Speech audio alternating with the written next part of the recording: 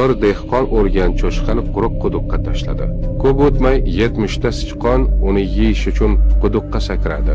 Ovqatlangach, ular devorlar chiqib bo'lmaydigan darajada tik ekanini tushunishdi. Bir necha kunda ochlik quduqni do'zaxga aylantirdi. Tirik qolish uchun sichqonlar bir-birini o'ldira boshladi. Yarim oydan keyin bitta sichqon qoldi. Ko'zlari qon kabi qizil.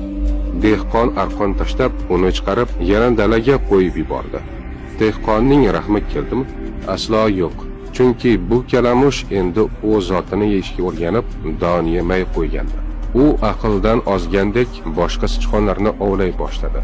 Tepadagilar o'zlari urushmaydi. Ular shunday muhit yaratadiki, pastdagilar bir-birini yo'q qiladi. Haqiqat shuki, ko'p odamlar umr bo'yi boshqalarni yengishga urinadi. O'zlari esa allaqachon birovning o'yiniga aylanganini sezmaydi. Shuning uchun birovlar qurgan tuzoqqa tushma va tushib qolsang kurashma. Chiqib ket.